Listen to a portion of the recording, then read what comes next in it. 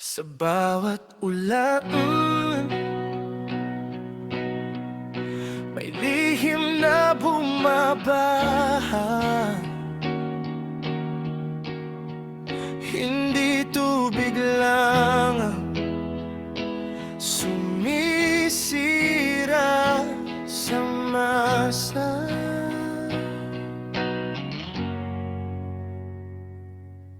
Ginawang proyekto ang pangakong hungkag, pondo para sa tao, nilamon ng bulsa agad.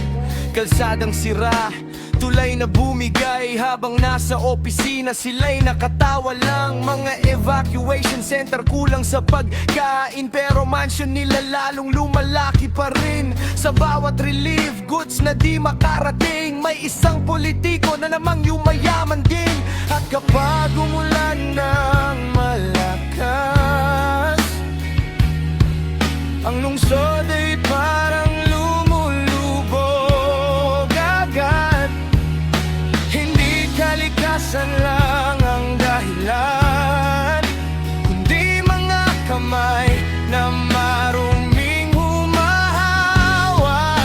Baha ng kurakot, umaapaw sa bayan, pati kinabukasan natin ay ninanakawan.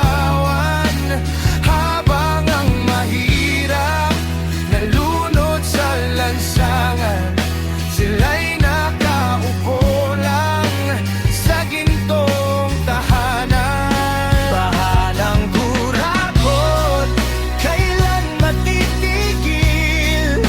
Ilang buhay pa ba ang kailangang mapatid? Sigaw ng mamamayan, di na matatahimik. Panahon na para ang katotohanan ay manaig.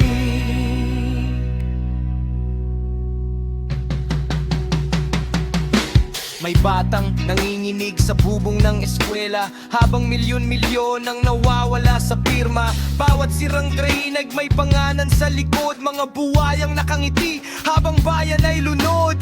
Sa telebisyon, puro pangakong bago, pero pareho lang ang sistemang tinatago. Kapag eleksyon, parang santo kung magsalita, pagkatapos manalo tayo'y nakakalimutan na. Hindi kami bula, hindi kami pipe, alam namin kung sino ang tunay na salarin dito.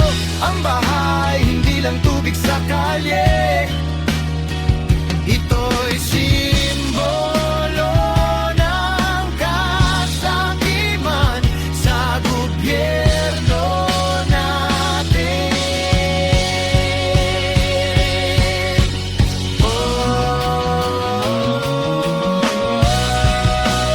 Hanggang kailan?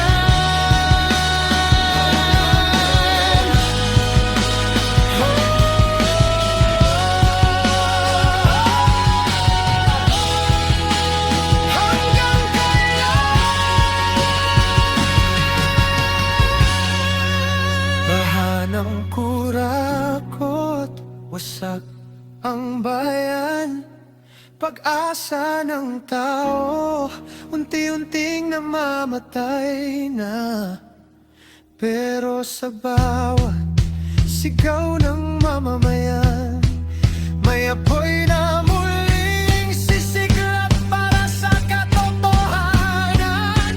Baha ng kurakot, di na kami takot. Sama-samang babangon laban sa bulok, sa gitna na unos at maruming sistema. Ang pagbabago isisikat din sa umaga.